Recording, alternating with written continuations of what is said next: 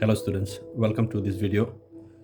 In this video we'll be looking at applied drawing, and the substrate that we'll be looking at is isometric projection, and today's activity is based on a frustum of a cone and hemisphere. So these are the objectives of our video. Number one is we'll do drawing interpretation, which means we'll be looking at the orthographic views and finding the appropriate dimensions. Next is we'll convert these orthographic view dimensions on the isometric scale. And finally, we'll be using the isometric projection box to do the creating, shaping, and outlining of our activity. So I hope, dear students, you will enjoy today's lesson. And this is a build-up lesson from our previous video that was based on isometric projection as well. So this video will discuss the method of constructing a shaped sphere as I highlighted in my earlier video. So let's look at our first part of our lesson, that is looking at the drawing interpretation of the orthographic views. Now in this question, dear students, we are just given one view, which is the elevation. So this is the elevation of the object that is seen from the front, and there's a combination of frustum of a cone. So this is a cone that is cut by a horizontal cutting plane, so the leftover portion is known as the frustum, and the upper portion has a hemisphere which is centrally placed on the top center of the frustum of the cone. The dimensions are as follows. The base diameter is 50, center to center distance is 50 mm, and the top secular form of the cone is diameter 30, and resting on the center of the top surface is a hemisphere with the diameter 50. So we'll convert all the full size values to the given scale. And if you have forgotten, this is how you have to construct the isometric projection. You have to draw a horizontal line, then a sloping line at 30-degree angle using your 30-60 set square. And from the same point, you have to draw another sloping line at an angle of 45 degrees. So on the 45-degree sloping line, we'll put all the full size measurements, and these are the measurements that we'll be taking. 50 is the maximum value, which represents diameter 50 and height of 50. So that's 50 millimeter mark. Half of 50 is 25. So that's 25 millimeters. Then we have diameter 30, and half of 30 is 15. And those are the dimensions that we have to put on the full size sloping line. And it's very important to put the values on those points so that it's easy for you to transfer the distances on the 3D drawing. Now from the 45-degree line, students will project the lines vertically down on the 30-degree isometric scaled length.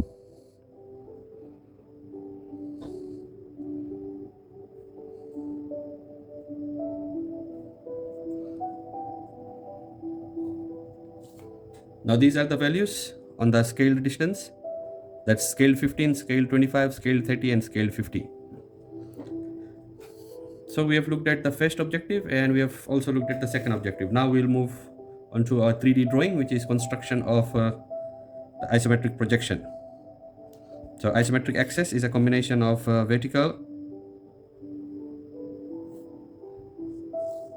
30 to the right,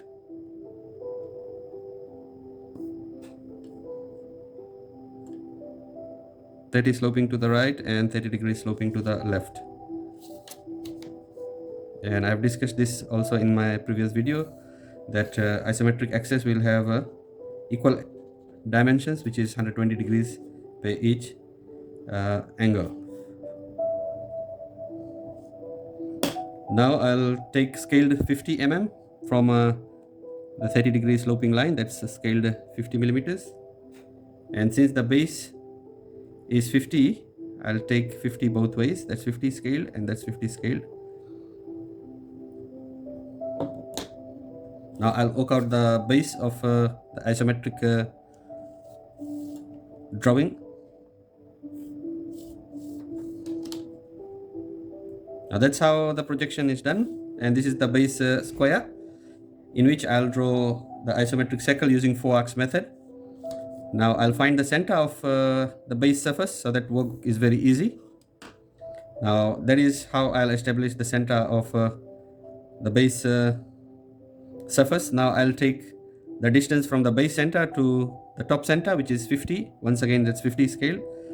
So either I can take this distance from here, or I can move this distance from the center upwards. Remember, I'm moving from center to center, so work will become very easy.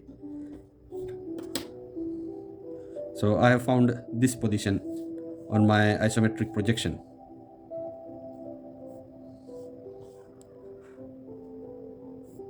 And that's the center of the top frustum. I'll also put the 30-degree sloping center line, so that it's easy for me to draw the 4-arcs method. And I'll transfer this once again on the top center, which is over here. I'll project 30 to the left and 30 degrees to the right. Since the diameter of the top surface is 30 and I'm working from the center, now I'll take half of 30, which is 15, and 15 scaled is measured from the 30-degree isometric scaled measurement. And I'll transfer scale 15 on both sides of each of the isometric center line. Now I'll produce the isometric square on the top surface by 30-degree sloping lines.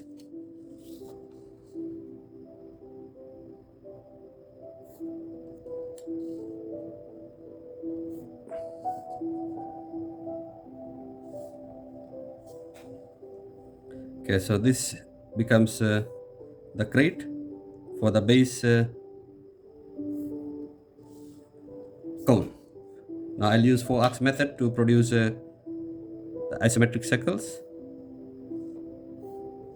That is by projecting lines from the greater angle to the opposite half and getting the 4 center to produce the isometric circular forms.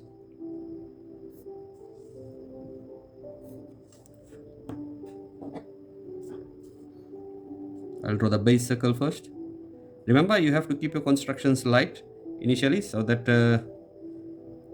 if you have any errors, you can erase it neatly and quickly.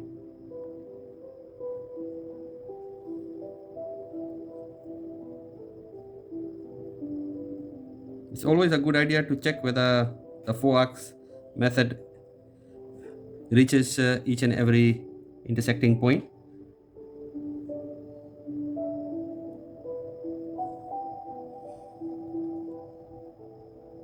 So now I'm drawing the top section of the frustum.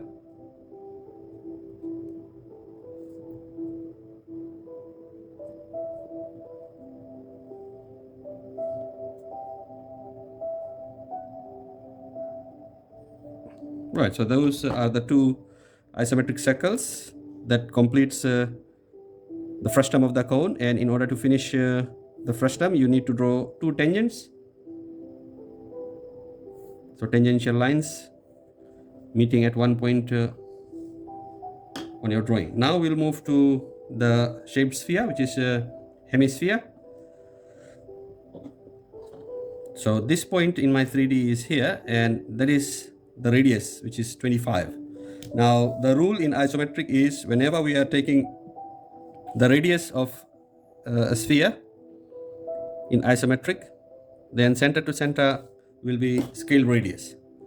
So I'll pick diameter is 50, half of 50 is 25, so 25 scaled will be this value.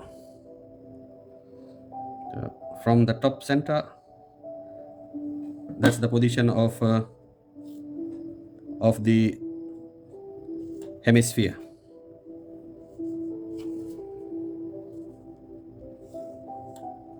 Now I'll transfer the center lines in order to get the horizontal section of the hemisphere. That's going 30 to the right, and this is 30 to the left.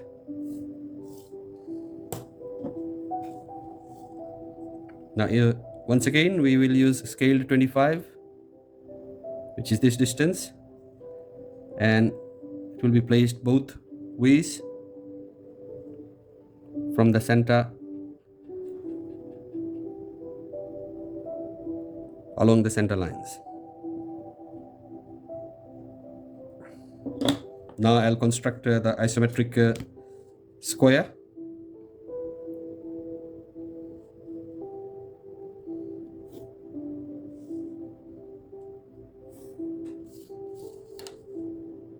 Now this isometric square will show the section of the hemisphere.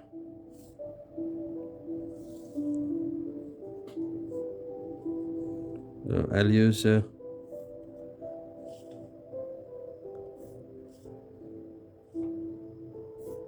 great triangle, and I'll produce lines to the opposite half. And I'll use 4-arcs method to once again produce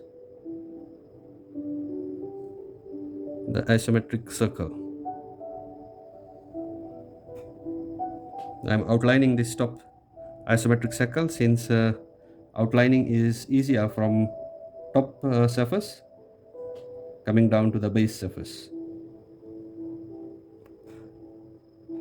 Those are the two larger arcs, and now I'm working on the smaller arcs.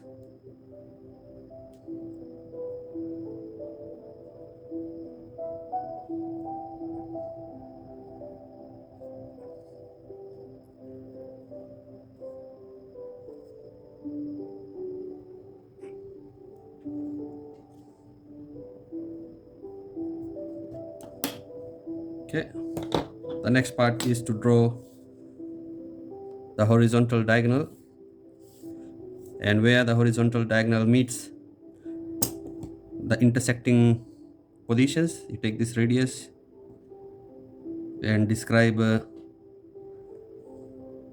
outer portion of the hemisphere.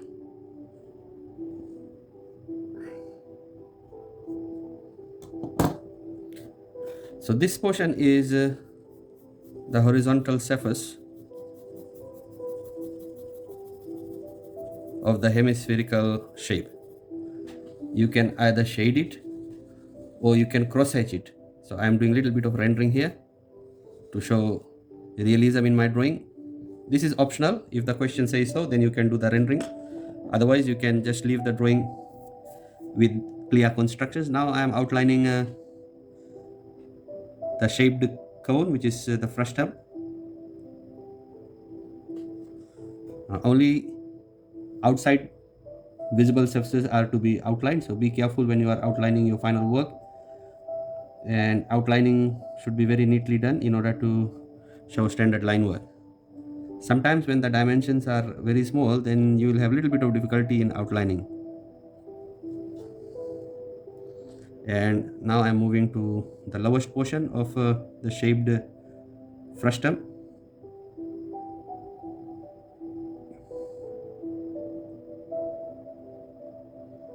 Now in 3D, do remember you are not supposed to show any hidden lines. These hidden lines will create a lot of ambiguity, and rather than showing clarity in your drawing, you will have a lot of unnecessary lines. So avoid hidden lines in 3D. And now I'm outlining that tangent. So dear students, that is how you will draw the isometric projection, and I can show the positions of the center lines.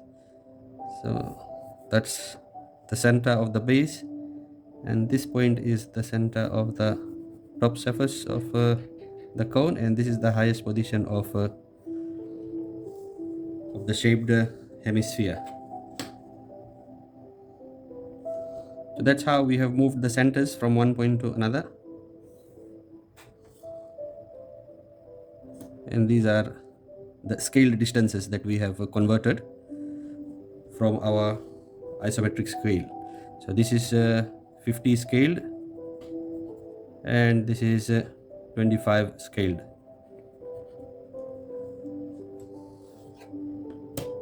Okay, just to recap whatever we have done in today's activity, we have done the drawing interpretation by looking at the elevation, and the dimensions are diameter 50, top surface is diameter 30, center to center height is actual height of 50, and then the hemisphere is resting at the center of the top surface, which has a diameter 50 millimeters.